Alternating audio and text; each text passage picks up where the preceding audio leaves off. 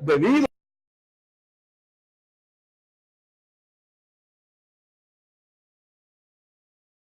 a que hay una mezcla ahora de esta simiente, la simiente de Caín y la simiente de Set. Y entonces se vuelve carne. El ser humano sin el Espíritu de Dios no es más que polvo, no es más que carne. Cuando no se tiene el Espíritu de Dios, que es el Espíritu Santo, que es el soplo del Altísimo, cuando no se tiene, entonces se es solamente carne, se es solamente polvo, solamente eso. La gente es polvo, vive como polvo, piensa como polvo, cree como polvo, sufre como polvo. ¿Por qué? Porque no tiene el Espíritu de Dios. Por eso, esta es la primera situación que sucede en esos primeros tres versículos. Vamos al versículo 4 ahora. Quiero que lo lea. Versículo número 4. Cuento a 3 y lo lee, por favor. 1, 2 y 3.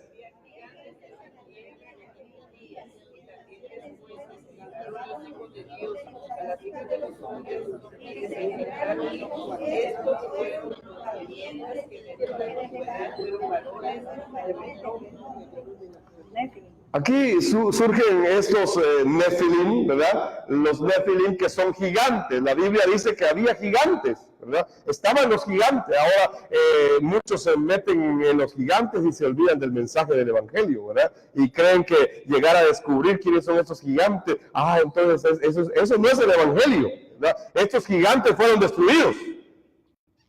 De verdad fueron destruidos. Yo sé que a usted le interesan mucho los gigantes, pero a mí me interesa el Evangelio.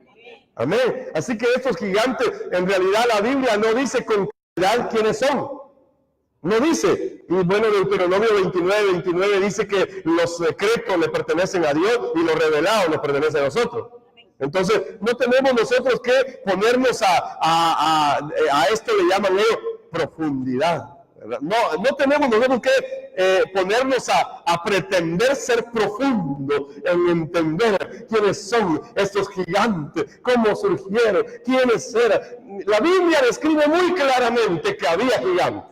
Amén. Había gigantes. Se le llamaban Nefilim. Algunos dicen que era la mezcla entre ángeles caídos y mujeres de la tierra. Otros dicen que era la mezcla entre los cainitas y las setitas, o sea, las hijas de Set. Entonces no hay una concordancia, por lo mismo en cuál teoría voy a creer. Mejor no creo en ninguna, creo lo que la Biblia dice, que había gigantes en la tierra. Amén. Y estos gigantes en realidad existieron. La Biblia describe a algunos de ellos también. Incluso en el tiempo de David tuvo que enfrentarse, si usted se recuerda, al gigante Goliat. Y no solamente estaba Goliat, habían otros 4 gigantes más. Aún en el tiempo de David había gigantes. No solamente en este tiempo, es que había gigantes.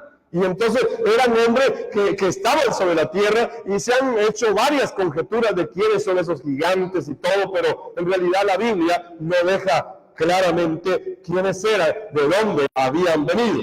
Pero es algo claro, hay una degradación humana, hay una depravación humana, el ser humano se ha depravado. Y entonces las mezclas producen cuestiones nuevas, ¿verdad? Y posiblemente de por ahí vengan esos gigantes que menciona la Biblia. Versículos 5 al 7. Vamos a leerlos ahora, del 5 al 7. ¿Los tiene? Cuento 3, 1, 2 y 3.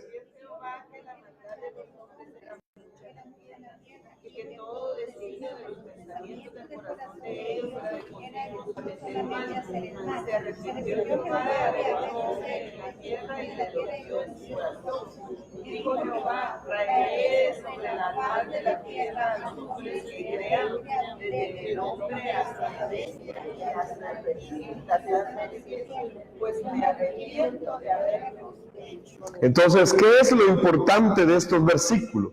Es entender que el ser humano que ha caído en estado de carne, ahora es carne, entonces la condición de carne le hace vivir en la maldad. La magnitud de la maldad humana crece porque el ser humano es carne. Por eso es que el problema espiritual no lo puede resolver el ser humano, porque el ser humano está en estado de carne. Y entonces ese estado de carne le hace vivir en la maldad, en el corazón y en la mente. Ellos están separados de Dios, son carne ahora. El ser humano antes era un ser espiritual que estaba con Dios, pero ahora es carne. Entonces su corazón, su mente, sencillamente está separada de Dios. Y como está separada de Dios, entonces la maldad crece, el germen crece, ¿verdad? Y empieza a desatarse toda esta magnitud de la maldad. Vio Dios mismo que la maldad del ser humano, lo único que el ser humano pensaba era de continuo. La maldad, lo malo, eso así pensaba el ser humano. Se había degradado tanto en estado de carne que ahora lo único que piensa es lo malo.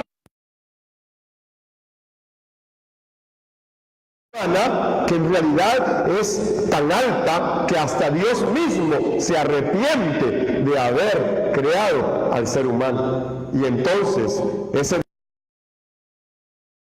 ese corazón y que conoce la mente del ser humano, es carne, trae su juicio sobre la creación.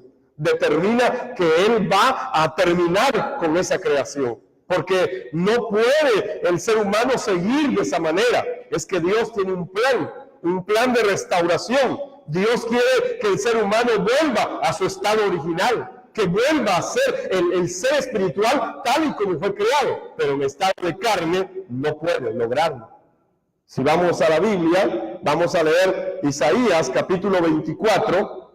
Y yo quiero que leamos los versículos 4, 10 y 13 de Isaías 24, y quiero que alguien me ayude, por favor, leyendo separadamente estos versículos. Isaías 24, versículo 4, vamos a empezar con el versículo 4 de Isaías 24, tenemos el 10 y terminaremos leyendo el número 13. ¿Alguien me puede ayudar?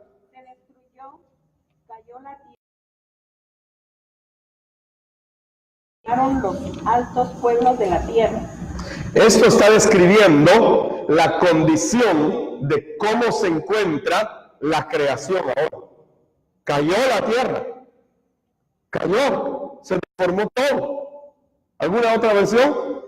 La tierra ha quedado destruida. La tierra ha quedado destruida. Cayó enferma. Cayó enferma. Con ella también el mundo. Y con ella también el mundo. El cielo y la tierra El cielo y la tierra se enfermaron. Esta es la condición ahora de la creación. ¿Debido a qué? A que el ser humano ha quedado separado de Dios. Y entonces la maldad del ser humano hace que la maldición alcance a la misma creación. Por eso es que Romanos dice que la creación misma fue sujetada a vanidad, no por su propia voluntad, dice, sino porque alguien más la sujetó. A esto se refiere Isaías capítulo 24 y versículo 4. ¿Cuál es el estado de la tierra? ¿A qué se está refiriendo esta maldad? ¿Por qué? Es que ahora Dios, que ha creado todo esto y que a un principio Dios dijo todo era bueno, y vio Dios que era bueno, y vio Dios que era bueno, y vio Dios que era bueno. Génesis capítulo 1. Y ahora dice, no, hay que destruirlo. Es que se enfermó todo. Se deterioró todo. Versículo número 10. La ciudad se retuerce en el caos. La ciudad se retuerce en el caos. Todas las casas están cerradas con llave para que no entren intrusos. Todas las casas están cerradas con llave para que no entren intrusos. ¿No es esta una realidad igual hoy? Dese cuenta. Por favor, dése cuenta, los Génesis 6 está describiendo de cómo fue antes de que se destruyera esta creación. ¿Cómo fue y cómo estamos ahora? Por eso es que Génesis 6 nos apunta al tiempo de hoy. Génesis 6 es un anunciamiento profético de lo que hoy nosotros estamos viviendo. Vamos al versículo 13 de Isaías 24. Porque así será en medio de la tierra. En medio de los pueblos. En medio de los pueblos. Como olivo sacudido. Como olivo sacudido.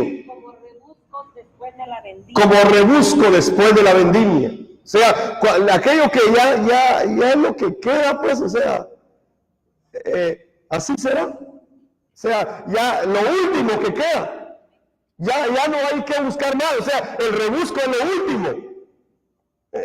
Ya pasó la cosecha, ya pasó la segunda recogida de la cosecha, y el rebusco es lo último. O sea, lo que ya quedó. ¿Así será? ¿Otra versión? Es lo mismo en toda la tierra. Solo queda un remanente. Como las aceitunas sueltas que quedan en el olivo. O las pocas uvas que quedan en el viñedo.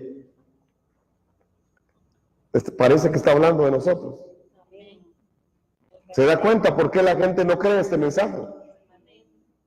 Es que nosotros somos eso, es el último remanente. Entendamos, Génesis 6 está hablando de nuestros días.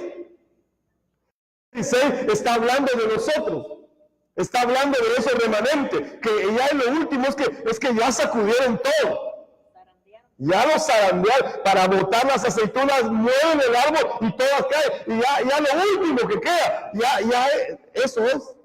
Somos nosotros. Por eso somos los obreros de la última hora. Los llamaron a uno cuando comenzó el día, a otro los llamaron a mediodía, a otro los llamaron cuando faltaba una hora para que terminara todo. Y nos llamaron y nos revelaron el evangelio, y entonces nos van a pagar igual que a todos los anteriores. Amén. Esto somos nosotros. De esto está hablando Génesis 6. Entonces ahora avancemos. Versículo 8 al 10. Aquí empieza Dios a hablar del evangelio. Es que ya describimos toda la condición, ¿verdad?, del ser humano separado de Dios. Ese es el problema del ser humano y de la creación, que queda bajo la maldición, porque está separada de Dios.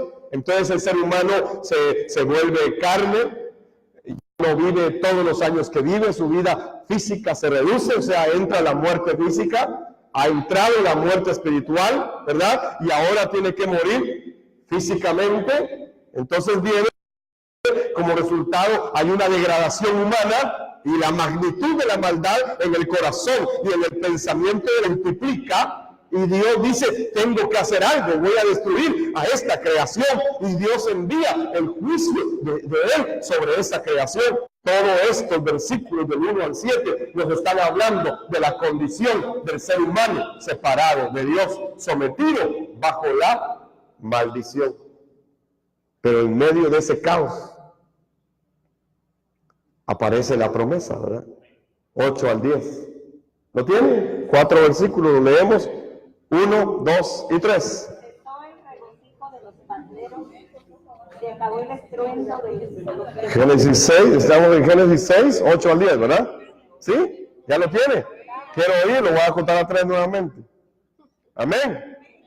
1, 2 y 3.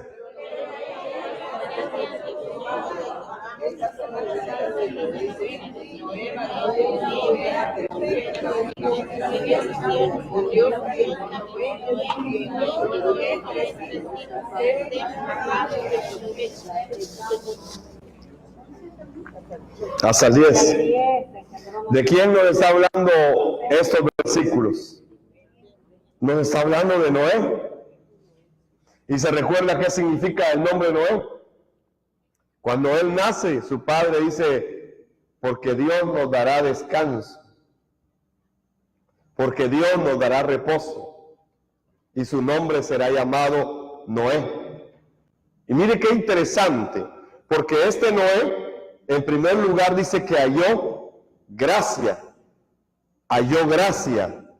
delante de Dios. Halló gracia delante de Dios.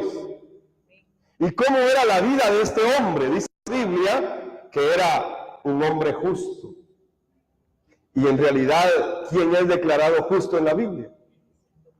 ¿Será que es una buena persona la que es declarada justa en la Biblia? No, es que solamente se es justo a través de haber sido resuelto el problema del pecado, del problema de la separación y del problema de Satanás. Entonces, ¿qué era lo que este hombre llamado Noé tenía cuando la Biblia declara que es justo? Muy sencillo.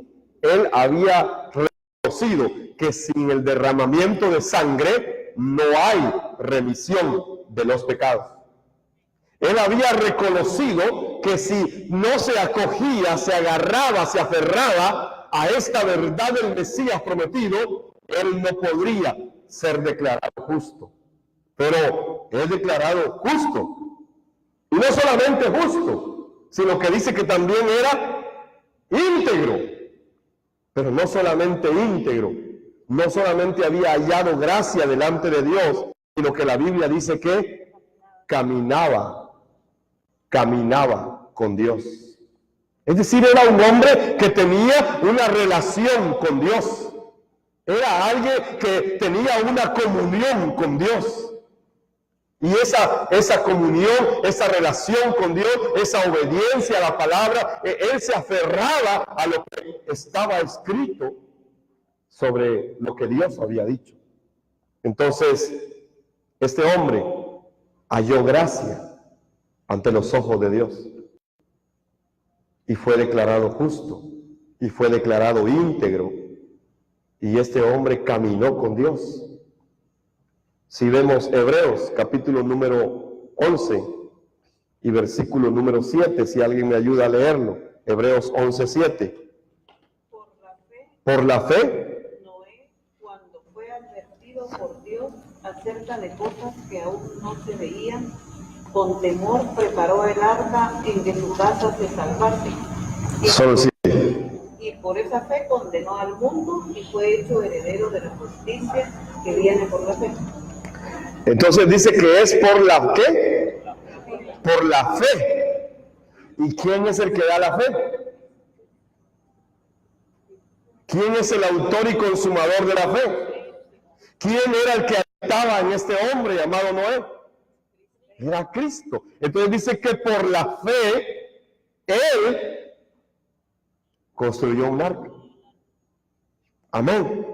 Es interesante. Este versículo de Hebreos 11:7 nos da mucha más luz, mucha más claridad acerca de la fe de este hombre. Volvámoslo a leer. Por la fe, Noé fue advertido por Dios acerca de cosas que aún no se veían, y con temor preparó el arca en que su casa se salvaría, y por esa fe condenó al mundo y fue hecho heredero de la justicia que viene por la fe. Entonces, ¿cuál era el fundamento de la vida de este hombre llamado Noé? Era su fe en la justicia. ¿Y quién es la justicia de Dios? Es Cristo. Entonces, cuando revisamos profundamente, ya vemos que en realidad este hombre llamado Noé tenía un fundamento, creía en la promesa que un día vendría el Cristo. Él había recibido la promesa de que el Mesías iba a venir un día y que iba a derramar su sangre, y que mientras eso llegaba había que ofrecer sacrificio de animales y ofrecer la sangre, y él se aferró a eso porque él consideraba que teniendo esta fe en la justicia de Dios, él podía ser salvo. Y entonces, por esa fe que él tenía, por la fe que él vivía, Dios le reveló cosas que no habían sucedido todavía. Y por esa fe, él preparó un arca. Preparó un arca en el cual se salvaría él y su casa. Pero no solamente sucedería eso, sino que también con esa fe condenó al mundo. Porque hubo uno que le creyó. Ni siquiera su familia, uno. Es que Dios no habla de que su familia era como Noé. Ni siquiera dice ahí que él fuera, como quien decir, que todos sus nueras o sus hijos fueran como él. No, es que Dios busca. Y ese uno, creyendo, prepara el arca. Prepara el arca y le obedece a Dios con el fundamento de la fe correcta. Y entonces le cree a Dios. Por eso vemos a este hombre llamado Noé que creyó el pacto que le dieron. ¿Y cuál fue el pacto? Va a venir un diluvio. Tienes que preparar un arca y yo te voy a salvar a través del arca. Ese es el pacto. Le dieron un pacto. Es que en realidad él lo que hizo fue creer el pacto. Noé creyó el pacto que Dios le había dado. Y este es el mensaje central de este capítulo 6. La fe de este hombre que fue reconocido como pregonero de justicia. ¿Por medio de qué? De su fe. ¿Cuál fe? La fe correcta en el Mesías Cristo. Vamos a ir ahora a Segunda de Pedro 2:5. Segunda de Pedro, capítulo 2 y versículo número 5. Y si no perdonó al mundo antiguo, sino que guardó a Noé, pregonero de justicia, con otras 7 personas, trayendo el diluvio sobre el mundo de los impíos. ¿Quién guardó a Noé? Fue Dios. Fue Dios. Pero ¿qué hizo Noé? Solo obedecer, solo creer. Es que Dios le dijo, tienes que preparar un arca. Y él obedeció. Es que en esa arca te voy a salvar, porque voy a destruir todo. Y cualquiera podría decir, yo no le creo. Es que Cristo va a venir de nuevo. Hay que hacer la evangelización mundial. Algunos, pero todavía no viene. Es lo mismo. Es lo mismo. O sea, Noé le creyó a Dios.